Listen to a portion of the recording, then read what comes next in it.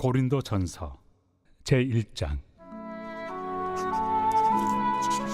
하나님의 뜻을 따라 그리스도 예수의 사도로 부르심을 받은 바울과 형제 소스데네는 고린도에 있는 하나님의 교회 곧 그리스도 예수 안에서 거룩하여지고 성도라 부르심을 받은 자들과 또 각처에서 우리의 주 곧 그들과 우리의 주 되신 예수 그리스도의 이름을 부르는 모든 자들에게 하나님 우리 아버지와 주 예수 그리스도로부터 은혜와 평강이 있기를 원하노라.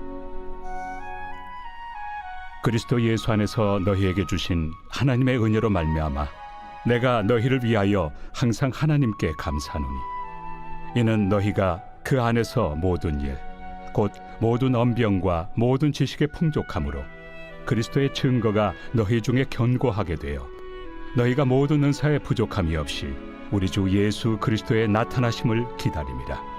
주께서 너희를 우리 주 예수 그리스도의 날에 책망할 것이 없는 자로 끝까지 견고하게 하시리라. 너희를 불러 그의 아들 예수 그리스도 우리 주와 더불어 교제하게 하시는 하나님은 미쁘시도다. 형제들아, 내가 우리 주 예수 그리스도의 이름으로 너희를 권하노니 모두가 같은 말을 하고 너희 가운데 분쟁이 없이 같은 마음과 같은 뜻으로 온전히 합하라. 내 형제들아, 근로의 지편으로 너희에 대한 말이 내게 들리니 곧 너희 가운데 분쟁이 있다는 것이라.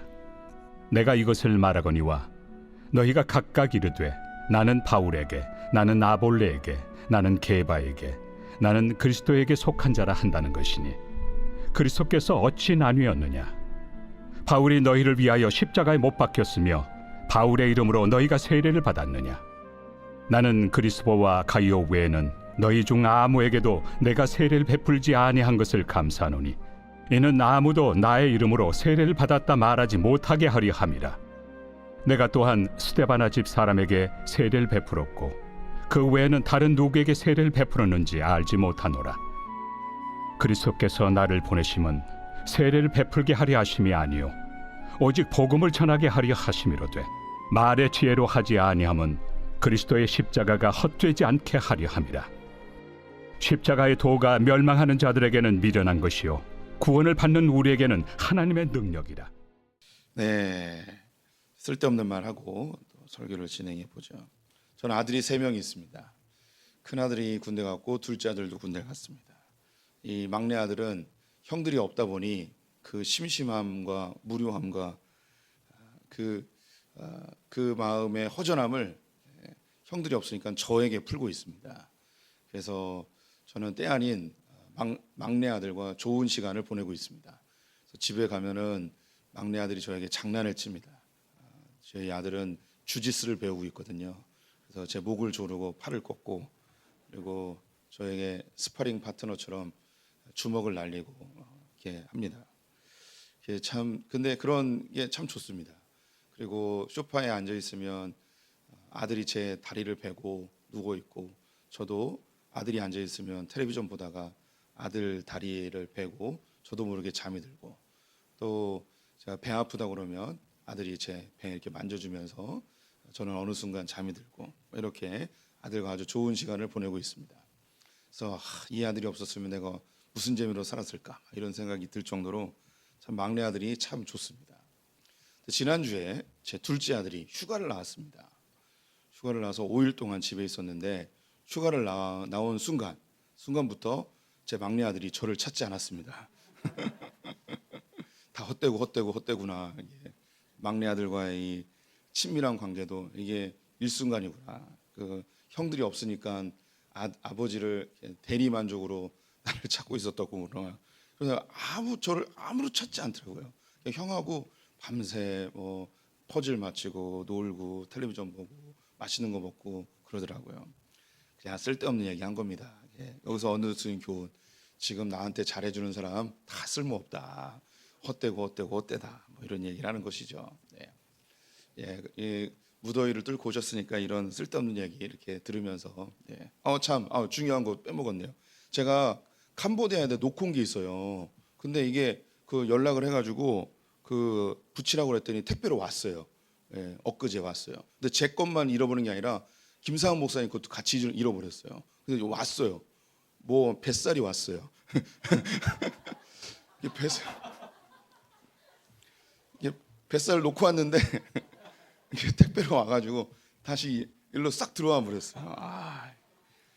그래서 한 좀 뭐 멀리 있으니까 한 달 정도 걸릴 줄 알았더니 요즘 이게 국제 우편이 아주 잘 돼가지고 일주일 만에 딱 오더라고요. 그래서 아주 그냥 현대 문물의 이기를 누리고 있습니다. 이제 오늘 본문으로 들어가 보도록 하겠습니다. 오늘부터 이제 고린도전서를 함께 보시게 될 텐데요. 고린도전서는 제가 참 좋아하는 성경 중에 하나입니다. 뭐 성경에는 많은 내용들이 다 저에게 감동이 되고 은혜가 되고 또 좋은 내용이긴 한데 특별히 이 고린도전서는 복음이 우리의 삶에 구체적으로 어떻게 적용될 수 있는가를 보여주는 아주 실제적인 그런 성경이기 때문입니다. 이게 우리 믿음의 선배들이 성경을 이렇게 배열할 때도 하나님의 감동과 지도하심이 분명히 있는 것 같아요. 고린도전서 바로 앞에가 이 로마서거든요. 성도님들이 아시듯이 로마서는 복음의 핵심이 담겨 있습니다. 그리고 바로 그 뒤에 이제 고린도전서가 나오는데 이 우리가 알게 된 이 복음을 어떻게 우리의 삶에 적용시킬 것인가? 이 복음이 그냥 뜬구름 자는 이야기가 아니고 내 삶의 실제적인 이야기라는 것을 이 고린도전서에서 이야기해 주고 있습니다. 그래서 이 고린도전서를 한동안 16장 계속 이제 보시게 될 텐데 성도님들 이 복음이 어떻게 우리의 삶에 작동하고 복음이 어떻게 우리에게 능숙해지고 유창해지고 복음이 우리의 삶에 실제적으로 작동하는지 이 고린도전서를 통해서 함께 보았으면 좋겠습니다. 이 고린도 교회는요 바울이 2차 전도여행 때 세운 교회예요. 아덴에서 이제 아테네죠. 아테네에서 복음을 전하다가 이제 고린도로 넘어오게 되었습니다. 이곳에서 처음에 이제 이 회당에서 복음을 전하였는데 회당에서 많은 핍박을 당하게 되고 그래서 비신자들에게 복음을 전하게 됩니다. 그는 사람들에게 오해를 사지 않기 위해서 텐트 메이커를 합니다. 장막을 짓는 사람이 되는데요.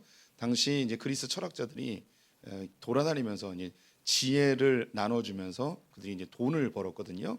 그래서 이 복음을 전하는 것이 또 다른 지혜의 하나로 여겨질까봐 이 바울은 성도들에게 후원금이나 헌금을 받지 않고 자비량으로 사역을 하였습니다. 이 복음의 순수함을 파괴시키지 않기 위해서 하는 것이죠.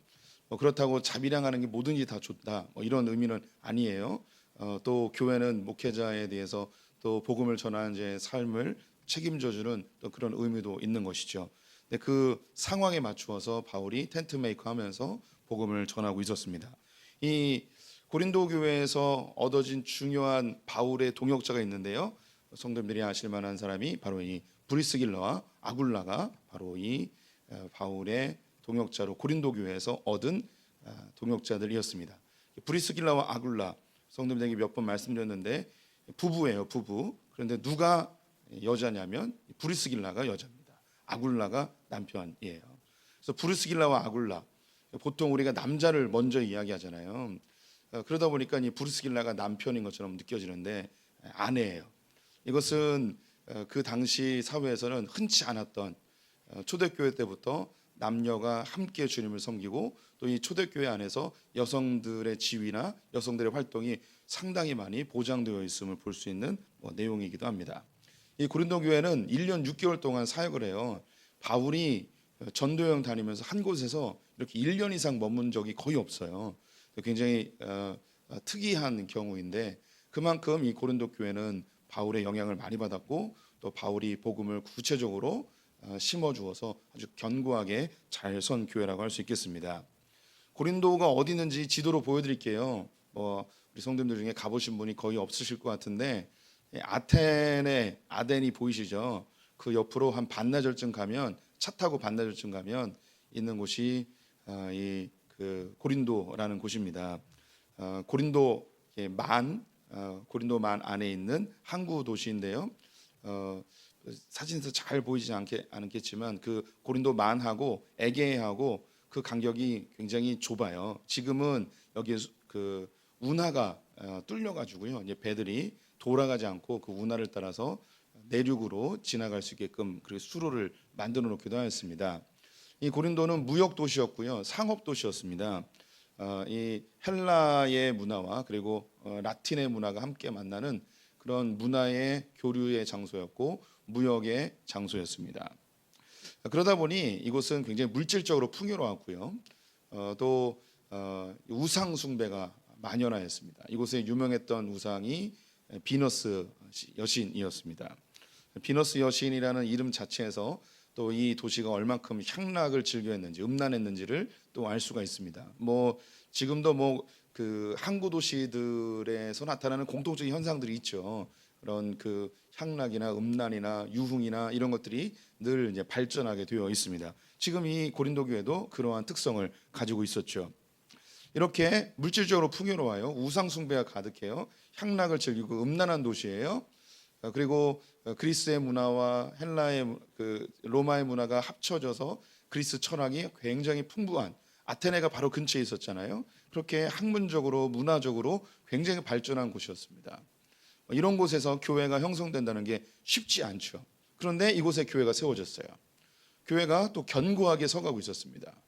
그럴 수 있었던 이유가 뭐냐면 이곳에서 하나님이 교회를 세우기 위하여 아주 강력한 영적인 은사들과 기적들이 많이 일어나는 하나님의 부흥의 축복이 이곳에 가득하게 되었습니다.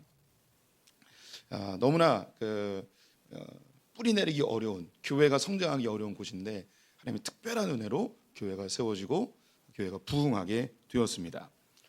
이것이 이제 바울에게 굉장히 큰 자랑이었고 감사였고 하나님께 찬송의 제목이었습니다.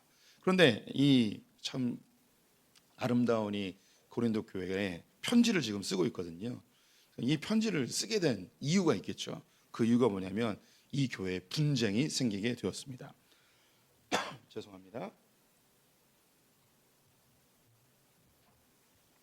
이미 읽으셨는데 이 분쟁의 주 이유는 교회가 분열되었습니다. 바울파, 아볼로파, 게바파, 그리스도파 나뉘어져서 하나 되지 아니하는 그런 분쟁, 분열이 이 고린도 교회에 있었어요. 이 교회를 어떻게 하면 하나 되게 할 것인가? 그 답을 제시하는 것이 고린도 전서입니다. 우리 성도님들 지금 제가 분열됐다고 그랬잖아요. 바울파, 게바파, 아볼로파, 그리스도파 이 중에 나쁜 파 있나요? 나쁜 파 없어요. 다 좋은 파예요. 예. 대파, 쪽파, 양파 이런 거 아니고요. 예. 예. 바울파, 바울이 고린도 교회를 개척했으니까 우리 개척자이신 바울을 따라야지 하면서 바울이 전해졌던 그 복음과 바울의 이야기를 따르는 이런 사람들이에요. 또 아볼로파, 이 고린도 교회에 바울을 이어서 아볼로가 그 교회를 지도하는 목회자가 되었습니다. 아볼로는 신약 성경에 나와 있는 인물 중에 구약을 가장 잘 알고 있었던 탁월한 사람이었습니다. 알렉산드리아 지방 출신이었는데요. 이곳에는 세계에서 제일 큰 도서관이 있었고 이곳 자체가 학문의 도시였습니다. 이 구약에 능통했던 아볼로가 예수 그리스도를 만나게 되니 구약에 있는 내용과 예수가 딱딱딱딱 들여맞으면서 와, 이분이 정말 메시아구나라는 걸 깨닫게 됐어요. 그런데 여기에다가 이 아볼로는요 말을 너무너무 잘했어요. 그래서 그 아볼로가 설교하면 사람들이 막 감동하고 막 눈물 흘리고 그러는 거죠. 근데 반면에 바울은 우리 성도님들이 성경 막 13권이나 썼으니까 굉장히 탁월한 분으로 느껴지죠. 예, 탁월한 분 맞아요. 그런데 바울의 약점이 있었어요. 뭐냐면 말을 잘 못했어요. 말이 어느 정도 못했는지 모르겠는데 그건 천국 가서 한번 확인해보고 혁혁하게 말을 잘 못했어요. 그래서 설교도 굉장히 지루하고 그래서 유두고가 창에서 떨어져 죽었잖아요. 아마 그 설교 듣다가 너무 지루해가지고 아마 떨어져 죽었을지도 모르겠어요. 근데 또 바울은 능력이 있어서 또 살려내기도 하는데 제가 좀 농담을 좀 섞었는데 바울과 아볼로를 비교해 봤을 때 어떻게 보면 아볼로가 훨씬 훌륭한 설교자였을 것입니다. 그러니까 이 고린도 교회 사람들이 우리 교회가 바울이 세우긴 했지만 그래도 우리 이 아볼로 목사님이 훨씬 훌륭하지 하면서 이 아볼로파가 된 거예요. 근데 그 가운데 또 게바파가 있었어요. 게바는 베드로의 다른 말이죠. 이 사람들 중에 이 베드로에게 직접 세례를 받고 직접 복음을 들은 사람들이 있는 거죠.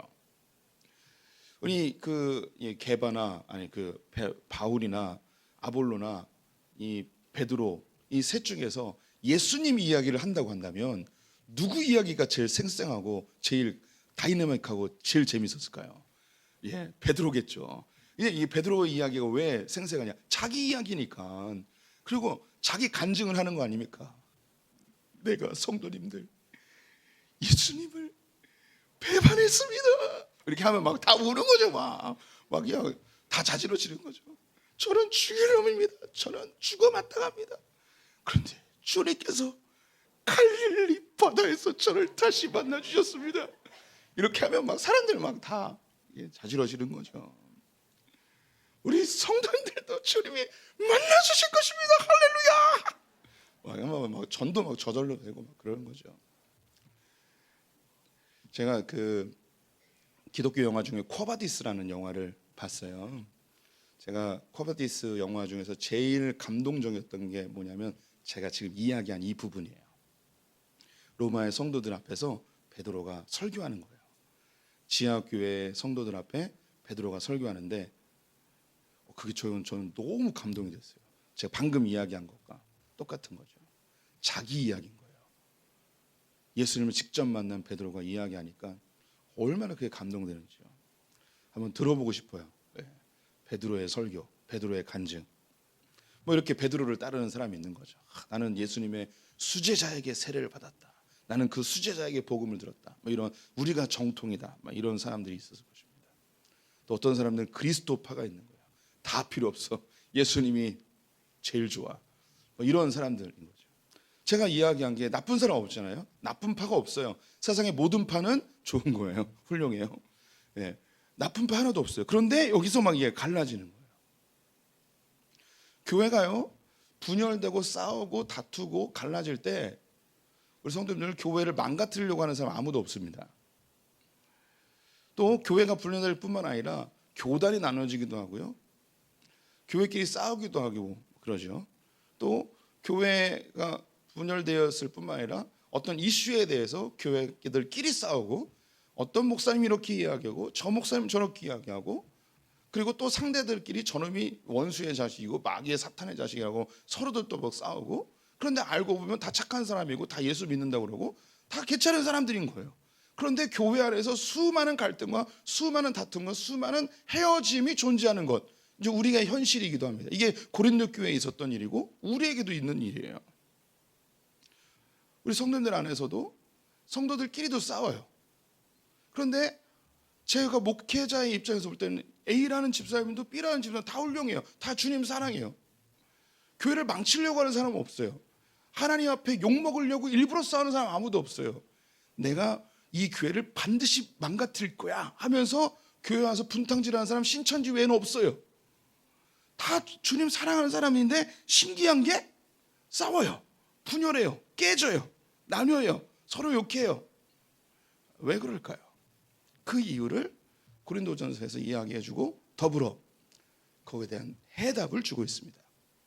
답을 미리 말씀드리면 분열된 이 고린도 교회의 유일한 답은 십자가라는 거예요. 십자가의 다른 말은 복음입니다. 근데 이 복음이 뜬구름 잡는 개념적인 복음이 아니고 이것이 나의 삶에 깊이 실제로 적용되어지는 복음이라는 것이죠. 우리 성도님들이 이제 교회가 뭔지 바울이 고린도 교회에게 보내는 편지에서 다른 성경에서는 흔치 않게 교회가 무엇인지 먼저 정확하게 선포하고 시작을 합니다.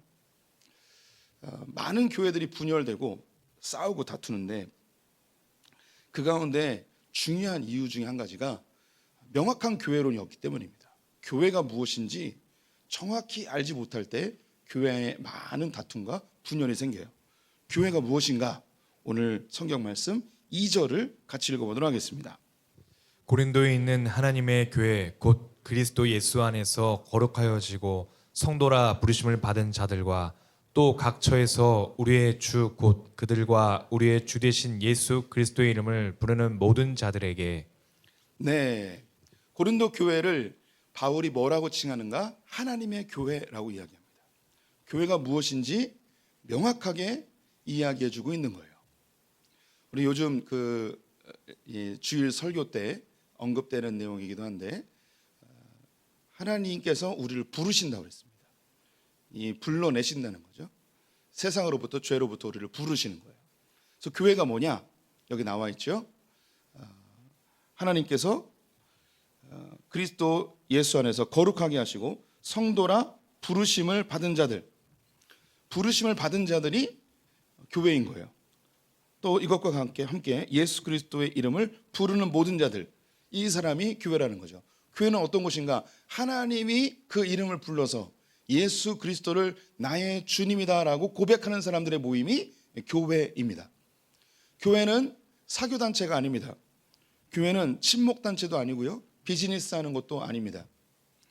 옛날에 자주 다녔던 그 오리고기집이 있어요. 우리 성도님들 중에도 가보신 분들도 있을 겁니다. 우리 그 하객도에 있을 때 장로님의 가족이 했던 오리집이었습니다. 갔는데 제가 그분이 다니는 교회가 어딘지 알았어요. 그런데 교회 그 식당에 갔는데 다른 교회 달력이 붙어 있는 거예요. 그래서 교회 옮기셨냐고 라고 했더니 뭐라고 이야기하셨냐면, 예, 오전 예배는 거기 다니고요, 오후 예배는 저기 다녀요 라고 하는 거예요. 이분은 왜 두 개의 교회를 다닐까요? 예, 이유는 양쪽 교회에서 손님이 다 오길 바라는 마음으로 오는 거겠죠. 뭐 그분의 마음이 제가 이렇게 비난할 마음은 아닌데, 하지만 교회는 그런 곳이 아니에요. 비즈니스 하는 곳이 아니죠. 교회는 하나님이 하나님께서 불러내신 사람들이 예수 그리스도를 주로 고백할 때 그것이 이제 교회가 되는 것이에요. 교회는 예수 그리스도를 주로 고백하고 하나님의 부름받은, 우리의 부르심에 대해서 이야기할 때 우리가 불렀다는 게, 하나님 우리를 부르셨다는 게 그냥 교회 나오고 교회 다니고 이 정도가 아님을 말씀드렸죠. 주님이, 그 인격적인 주님이 우리를 만나주시고 내 이름을 불러주시면 그때 우리는 그 거룩한 주님 앞에 나의 실체를 발견하게 돼요. 그래서 내가 얼마나 죄인인지, 얼마나 처절하게 죄로 인하여서 고통당하는지 우리의 실체를 보게 하십니다. 그리고 나의 더러운 실체를 주님 앞에 고백하는 거죠. 주님, 나는 죄인입니다. 이 죄의 문제를 내가 해결할 수가 없습니다. 주님, 이 죄의 문제를 제발 해결해 주십시오. 그래서 주님이 소개하신 그 예수 그리스도로 인해서 주님 감사합니다. 예수 그리스도의 이름을 부르는 자들은 구원을 얻는군요. 주님 믿고 싶습니다 라고 하는 이 예수 그리스도의 주 되심, 그분의 십자가의 죽으심, 이것이 나의 것이 되어지는 이 사람들이 모인 것이 바로 교회입니다. 그래서 하나님이 우리를 부르시면 내가 죄인임을 깨닫고 예수 그리스도를 부를 수밖에 없어요. 이것이 멀리 떨어져 있는 것이 아니고 하나님이 우리를 부르시는 그 순간 우리가 죄인임을 깨닫고 예수 그리스도의 이름을 부를 수밖에 없는, 이게 동시에 일어나게 되는 것이죠. 이것이 교회입니다. 우리 성도님들이 예수 그리스도를 주로 고백한다면 교회로서의 자격이 갖추어져 있는 것이죠. 교회 안에 들어오게 되어졌을 때 이 교회로 들어온 사람들이 어떤 현상들이 일어나는가, 바울이 고린도 교회를 향해서 감사하면서 교회 안에 들어온 자들에게 어떤 일이 벌어지는지 알려주고 있습니다. 좀 길긴 하지만 4절부터 7절까지 우리 교독해 보도록 하겠습니다. 우리 4절부터 7절 제가 먼저 읽겠습니다. 그리스도 예수 안에서 너에게 주신 하나님의 은혜로 말미암아 내가 너희를 위하여 항상 하나님께 감사하노니, 이는 너희가 그 안에서 모든 일 곧 모든 언변과 모든 지식의 풍족함으로 그리스도의 증거가 너희 중에 견고하게 되어 너희가 모든 은사에 부족함이 없이 우리 주 예수 그리스도의 나타나심을 기다림이라. 네, 바울이 고린도 교회를 향하여서 감사한다고 합니다. 항상 하나님께 감사한답니다. 이것은 고린도 교회뿐만 아니라 모든 교회에게 해당되어지는 것입니다. 우리 소풍교회를 향하여서도 바울이 만약에 우리 성도님에게 편지를 한다면 소풍교회 성도님들을 생각하면 내가 항상 감사합니다 라고 하는 거죠. 교회 들어오게 되어지면 어떤 일이 벌어지는가, 오늘 본문에 세 가지가 나오는데요, 5절 말씀 제가 다시 읽어드리면 모든 일 곧 모든 언변과 모든 지식의 풍족함으로, 첫 번째는요 언변이 좋아지고요 지식이 풍족해진대요. 다시 말해서 말이 많아지고요 아는 게 많아진대요. 교회 다니면 일단 말이 많아져요. 할렐루야. 예, 교회 다니는 사람은 말이 많아져요. 예. 그리고 지식이 풍족해져요. 이 지식이 단순히 뭐 이 세상적인 똑똑함이 아니고요. 하나님을 아는 지식이 점점 많아지는 거죠. 설교를 듣고 또 교회에서 제공하는 성경 공부들이나 여러 프로그램에 참여하다 보면 우리가 자연스럽게 하나님에 대해서 알게 되고요. 성령님이 또 우리를 깨닫게 해주시고 그래서 우리가 할 말이 많아져요. 아주 자연스러운 현상인 거죠. 고린도 교회는 여기에 조금 더 특화되어 있었어요. 이미 언급해드린 것처럼 그리스 로마의 영향을 받아서 그들이 지식이 많았어요. 철학이 발달했어요. 그래서 그들은 일단 철학적 사고와 언변이 뛰어났던 사람들입니다. 여기에 복음이 들어가고 예수 그리스도가 들어가다 보니 이것이 더 풍성해지게 된 것이죠. 우리 성도님들 중에서도 배움이 좀 많으신 분들이나 또 언변이 있는 분들이 계세요. 이런 분들에게 복음이 들어가면 자기가 가지고 있는 것에서 이 시너지 효과가 나서요. 훨씬 더 풍성하게 하나님에 대해서 이야기하고 성경을 더 많이 이해할 수 있고 또 이 복음을 증거하는 일에도 능숙하게 되는 분들이 많이 있습니다. 그래서 뭐 경중의 차이는 있지만 우리 성도님들이 교회 안에 들어오게 되어지면 하나님을 아는 지식이 풍족해지고 이로 인하여서 우리의 언어 속에 하나님이 등장하고 우리의 나눔이 풍성해지고 단순히 세상적인 그런 잡담 정도가 아니고 우리가 서로 이야기하고 은혜를 나누고 서로의 삶을 또 나누는 이런 것들이 점점 풍성해집니다.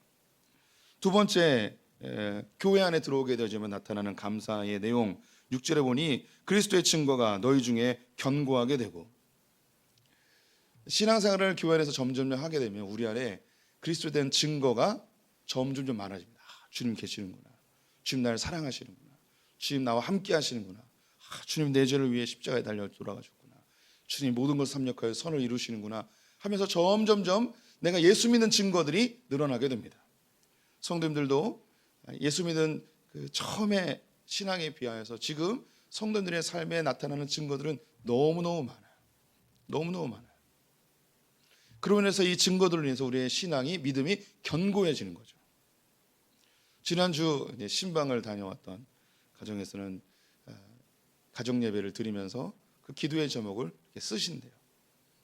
그래서 지난 그 1년 넘게 소풍교회에 다니면서 하나님 앞에 기도했던 제목들을 보니까 정말 놀랍게 하나하나 다 들어주셨다고 고백하는 이야기를 들었습니다.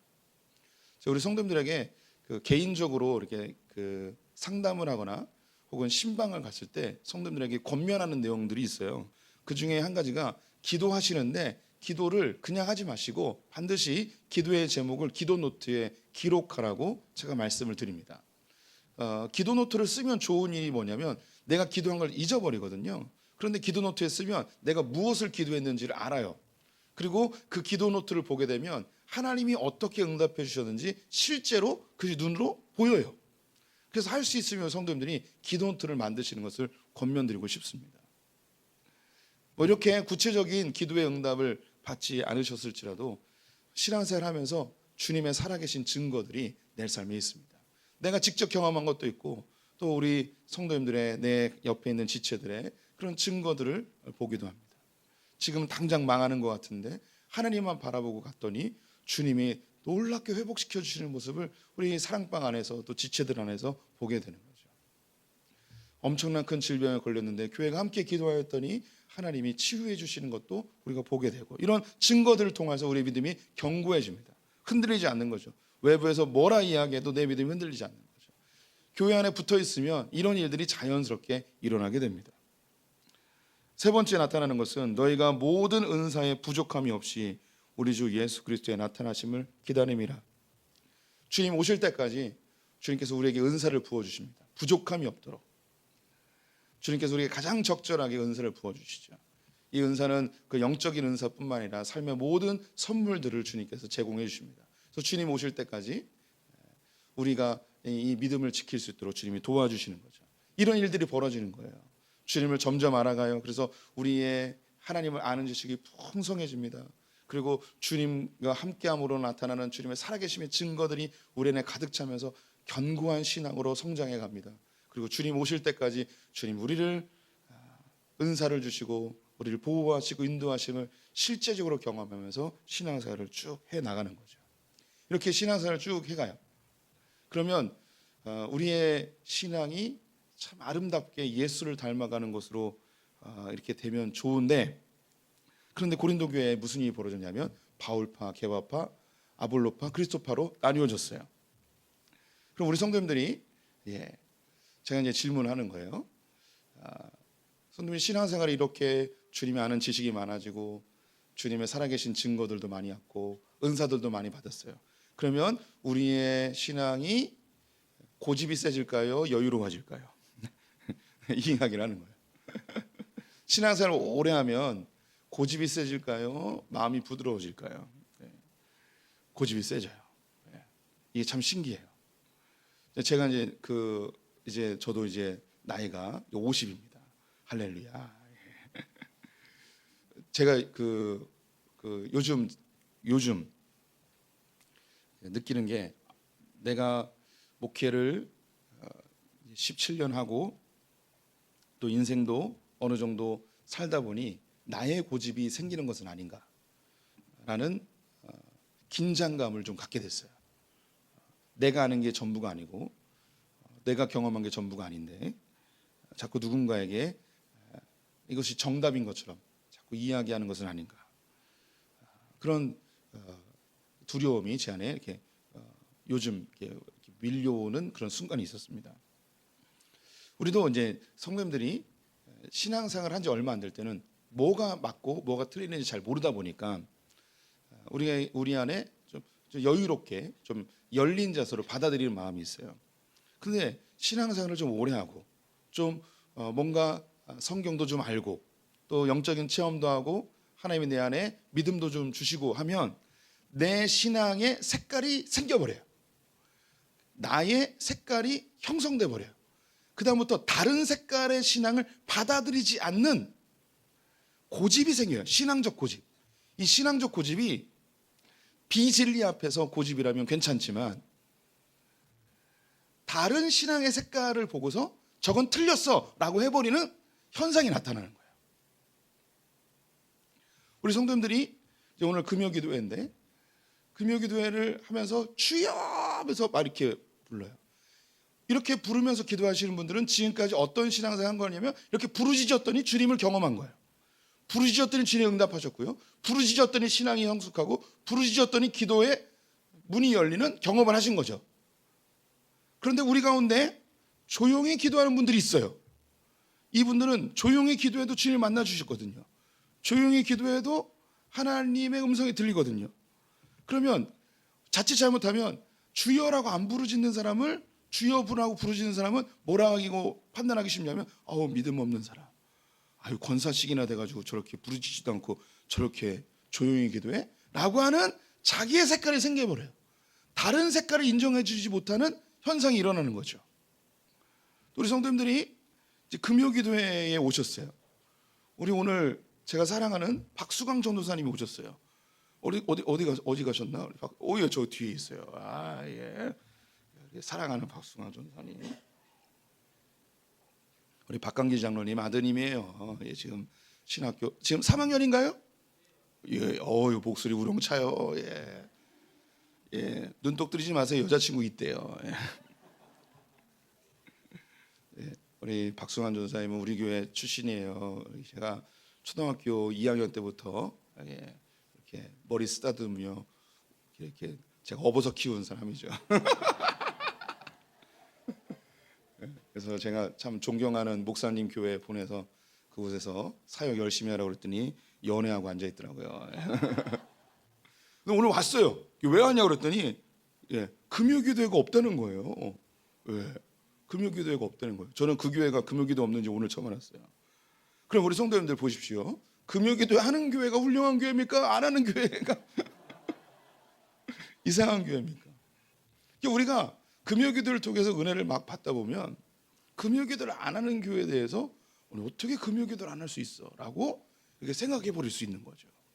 그래서 내가 경험한 하나님, 내가 알고 있는 진리, 내가 깨달은 하나님의 말씀, 이것이 마치 전부인 것처럼 자칫 우리의 고집이 생길 수 있는 거죠. 왜 이 고린도 교회는 바울파, 게바파, 아볼로파, 그리스도파로 왜 나눠졌을까요? 나쁜 거 아니잖아요. 얘네들 나쁜 사람 아니에요. 바울을 사랑하고 아볼로를 사랑하고 게바를 사랑하고 예수 그리스도를 사랑하는 사람들인데 왜 이 교회가 네 개의 갈래로 나뉘어져서 분지하고 다투고 있을까요? 오늘 본문 11절과 12절 말씀 같이 읽어보도록 하겠습니다. 내 형제들아 글로의 집 편으로 너희에 대한 말이 내게 들리니 곧 너희 가운데 분쟁이 있다는 것이라. 내가 이것을 말하거니와 너희가 각각 이르되 나는 바울에게, 나는 아볼로에게, 나는 게바에게, 나는 그리스도에게 속한 자라 한다는 것이니. 네, 교회가 네 개로 나뉘어졌습니다. 엄청 싸운 거예요. 어떤 한 이슈에 대해서 바울은 이렇게 얘기했습니다. 아볼로는 이렇게 얘기했습니다. 게바는 이렇게 얘기했습니다. 그리스도는 이렇게 얘기했습니다. 그럼 여기서 누가 제일 1등일까요? 그리스도여야 되잖아요. 근데 여기 그리스도에 속한 자다, 이게 좀 부정적으로 나오잖아요. 이건 무슨 의미일까요? 천주교에 다니는 사람들도 그리스도를 찾고 부르잖아요. 그럼 우리 성도님들, 천주교 다니는 사람들이 그리스도를 부르는 것과 우리 개신교에 있는 사람이 그리스도를 부르는 것, 무슨 차이가 있을까요? 이렇게 하면 조금 답을 하기가 어려워요. 우리 최강혁 장로님이 요즘 그 십자가 목걸이 하고 다니시더라고요. 그래서 왜 하고 다니시냐고 그랬더니 자기가 계속 하고 다니고 그래요. 그래서 주님과 동행하는. 그럼 우리 성도님들, 십자가를 하고 다니는 사람과 십자가의 의미를 담고 다니는 사람 중에 어떤 사람이 훌륭한 사람일까요?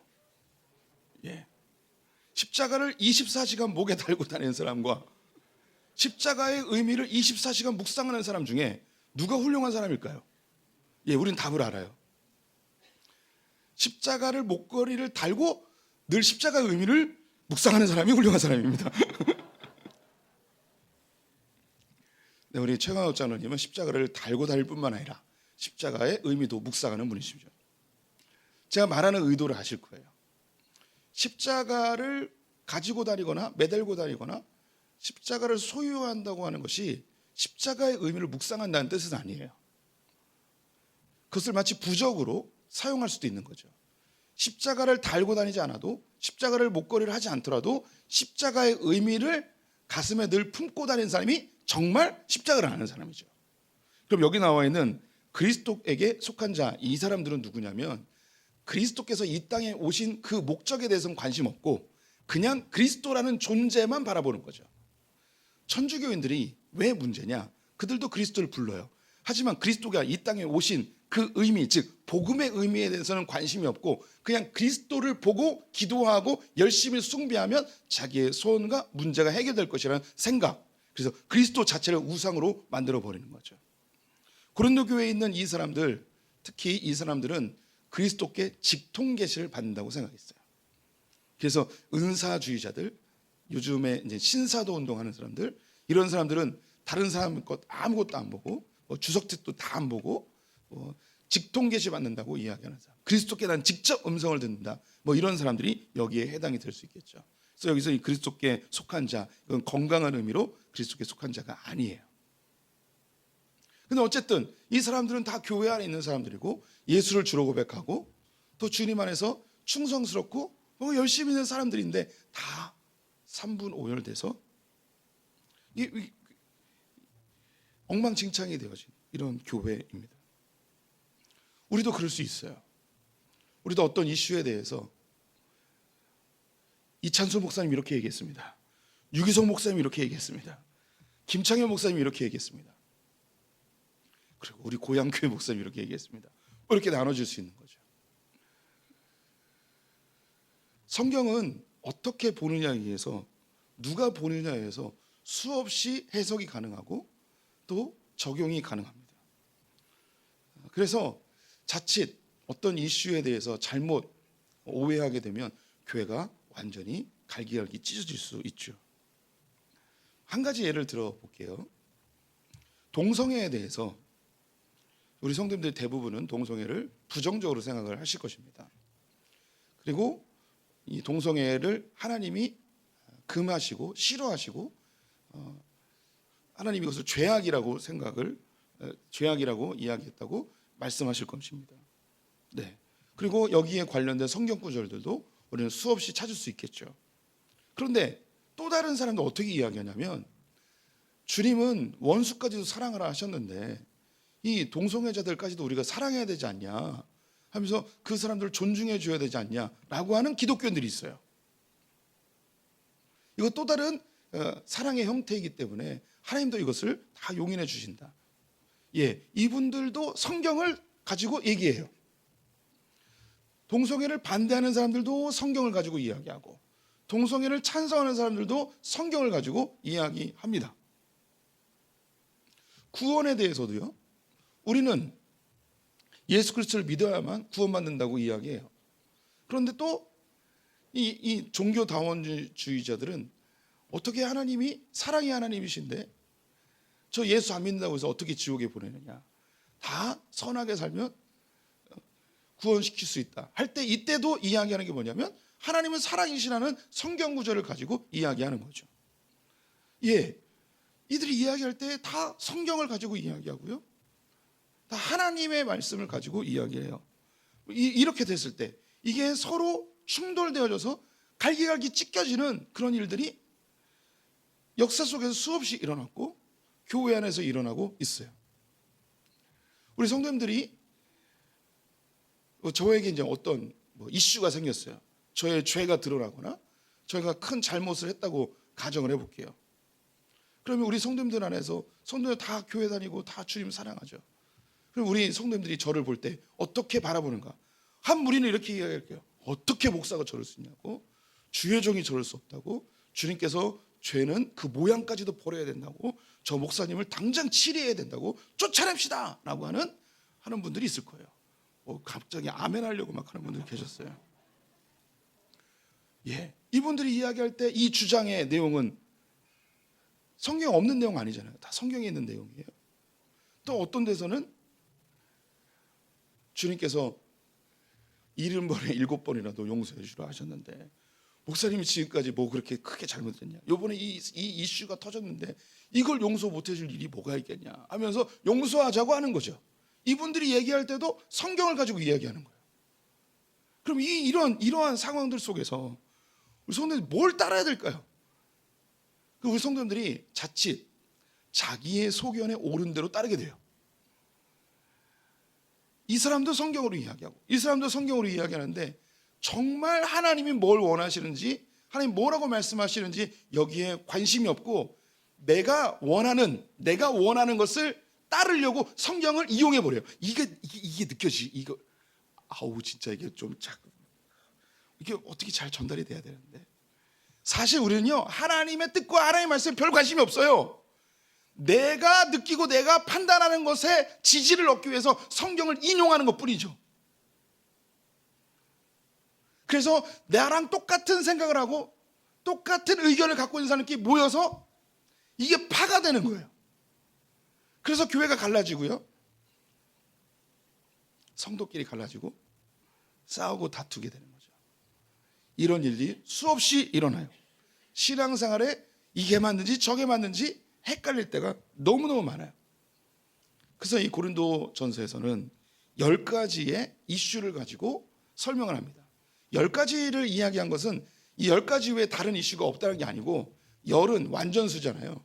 그래서 고린도 교회에 있는 이슈들 중에 10개만 뽑아서 올바른 판단, 하나님이 원하시는 올바른 판단이 무엇인지 알려주는 거죠. 그 이슈가 뭐냐면 제가 나열해드리면 인종과 계급의 문제, 근친상간, 성도 간의 소송, 성적 부도덕, 결혼과 독신, 우상 숭배와 음식, 권위의 문제, 먹는 문제, 은사 문제, 부활 문제, 이런 10가지를 쭉 나열하면서 다들 개바파, 바울파, 그리스도파, 아볼로파, 이 사람들이 각자 다 다른 이야기를 하는데 진짜 하나님이 뭘 이야기하는지, 그게 뭐냐면 복음이 뭐라고 이야기하는지, 복음이 뭐라고 이야기하는지, 이것을 고린도전서에서 얘기해 주고 있습니다. 우리 성도님들이 삶의 이슈들, 우리가 지금까지 이 세상에서 배워왔던 것으로 생각할 수도 있고요, 또 성경의 한 부분만 인용해서 판단할 수도 있어요. 그런데 복음을 잘 알 때, 복음이 뭐라고 이야기하는지 이걸 찾아낼 수 있어야 돼요. 그것이 우리를 가장 아름답고 행복한 길로 인도해 주어요. 좌로나 우로나 치우치지 않고 하나님이 뭐라고 말씀하시는지 이걸 찾아낼 수 있어야 돼요. 몇 가지 제가 예를 들어드릴게요. 일에 대해서 우리 성도님들 일에 대해서 어떤 느낌이 드시나요? 여긴 대부분 이제 크리스천들이기 때문에 일 그러면 열심히 해야 된다는 생각은 들어요. 그래서 열심히 일을 해서 이것으로 돈을 많이 버는 수단으로 생각을 하죠. 또 일을 통해서 자기의 신분이나 계급이 형성되는 것으로 생각을 하기도 합니다. 일을 수단으로 생각하는 거죠. 돈을 벌거나 신분적 상승이나 사회에 내 지위를 얻는 일을 수단으로 생각하는 거예요. 일을 통해서. 또 한편에서는 일에 대해서 부정적으로 생각하기도 해요. 열심히 일하는 것은 안 좋은 거라고 생각을 하기도 하죠. 우리나라 이제 조선시대 때의 선비들은 일 안 하는 사람들이었죠. 누가 일하는가? 가난한 사람들이, 천한 사람들이, 종들이 일하는 거죠. 지금도 전 세계 수많은 나라들은요, 종들만 일하고 상전들은 일하지 않는. 그래서 일하는 것은 악한 것으로, 일하는 것은 저급한 것으로 평가하는 그런 사회들이 아직도 세상에 많아요. 이때에 우리는 복음적인 대안을 가져야 되는 거예요. 하나님이 일에 대해서 뭐라고 말씀하시는지, 하나님께서 일을 통해서 뭘 하기 원하시는지 올바른 판단을 해야 되는 거죠. 자녀의 문제도 그래요. 이 세상은요, 좌로나 우로나 치우쳐요. 자녀를 이 세상은 내 삶의 소유물로 생각하고 대리만족으로 생각해요. 내가 이루지 못한 꿈을 자식을 통해서 대신 이루려고 하는 것이 이 세상의 대부분의 사람들의 마음이죠. 또 요즘은 자녀를 거추장스러운 거라고 생각하는 경향도 나타나요. 자녀가 태어남으로 인해서 내 자유가 파괴되고 행복이 없어지고 돈 많이 들고 시간 많이 들고 에너지가 많이 소모되기 때문에 자식은 필요 없는 것으로 이렇게 판단하는 세상이 되어져 가고 있습니다. 이런 세상 속에서 복음은 뭐라고 이야기하는지, 성경은 뭐라고 이야기하는지, 하나님이 뭐라고 이야기하는지 그 답을 찾아야 되는 거예요. 이것이 복음이에요. 이것이 복음. 그냥 이 세상의 풍조에 휘말려서 그렇게 살아가는 것이 아니고 좌로나 우로나 치우치지 아니하고 하나님이 뭐라고 말씀하시는지 이걸 묵상해서 찾아내는 것, 이게 복음입니다. 복음이 뭐냐라고 하면 나는 죄인입니다. 나는 이 죄의 문제를 해결할 수가 없습니다. 예수 그리스도만이 이 죄의 문제를 해결할 수 있습니다. 이게 우리의 개인의 죄의 문제에 대한 복음으로 다가오죠. 그러면 이 복음은 내 삶 전체로 확장돼야 돼요. 어떻게 확장돼야 되는가? 우리 성도들의 가정, 우리 성도들의 가정은 죄가 있습니까 없습니까? 예, 여기서 우리는 복음 앞에 고백해야 되는 거예요. 하나님, 우리 가정은 죄가 있습니다. 문제가 있습니다. 그런데 이 문제는 내가 해결할 수가 없습니다. 이 문제는 오직 예수 그리스도 당신의 복음만 해결할 수 있습니다. 그래서 이 복음 안에서 답을 찾아야 되는 거예요. 세상에서 어떤 상담가에 의해서, 전문가에 의해서 답을 찾는 것이 아니고, 이게 다 필요 없다는 게 아니에요. 도움은 될 수 있지만 완벽한 답이 될 수 없어요. 이 답은 오직 복음으로만 찾아야 되는 거죠. 이 세상은 문제가 많습니다. 이 세상의 문제 앞에서 하나님, 이 세상은 문제가 있습니다. 하지만 이 문제는 내가 해결할 수가 없습니다. 오직 예수 그리스도의 복음만이 해결할 수 있습니다 라고, 이것이 복음이 내 삶 전체에 적용이 되어야 되는 거죠. 성도들의 자녀와의 문제 속에서 이것을 인정하는 거예요. 주님, 나는 자녀와의 문제 속에 죄가 있습니다. 이 죄의 문제를 내가 해결할 수 없습니다. 주님께서 이 문제에 대해서 뭐라고 말씀하시는지 주님만이 해결할 수 있습니다. 단순히 기도하는 걸 뛰어넘어서 주님이 뭐라고 말씀하시는지 그 답을 찾아가야 돼요. 그래서 이 고린도전서는 그 복음의 답을 찾아가는 훈련을 우리에게 시키고 있어요. 앞으로 그 작업을 해나갈 거예요. 복음은 우리 인간이 생각하는 것 그 이상의 완전히 새로운 것을 제공해 줍니다. 복음은 이 세상에서 좌로나 우로나 치우치는 것에 그 균형을 낮춰주는 역할을 합니다. 그래서 우리 성도들이 복음이 익숙해지고 복음이 능숙해지면 우리의 삶이 가장 안정적이고 가장 평안하고 가장 풍성해지게 될 것입니다. 우리 17절 18절 말씀 같이 읽어보도록 하겠습니다. 그리스도께서 나를 보내심은 세례를 베풀게 하려 하심이 아니요 오직 복음을 전하게 하려 하심이로되 말에 지혜로 하지 아니함은 그리스도의 십자가가 헛되지 않게 하려 함이라. 십자가의 도가 멸망하는 자들에게는 미련한 것이요 구원을 받는 우리에게는 하나님의 능력이라. 십자가의 도가 복음입니다. 이 복음은 이 세상 사람들에게 미련해 보일 것입니다. 하지만 구원을 받은 우리에게는 능력이 됩니다. 오늘은 고린도전서의 서론에 해당되어지긴 하지만 이 하나님께서 이 시간에 우리 성도들 각자에게 어떤 깨달음과 은혜를 주셨으리라고 생각이 듭니다. 복음이 우리의 삶을 회복시킵니다. 복음만이 우리의 모든 것을 바꿀 수가 있습니다. 세상 사람들에게 미련해 보이는 이 복음, 십자가의 도, 이것이 우리 성도님들에게 능숙해지고 유창해져서 하나님이 준비하신 그 풍성함을 모든 성도님들이 누리시기를 간절히 축원드립니다.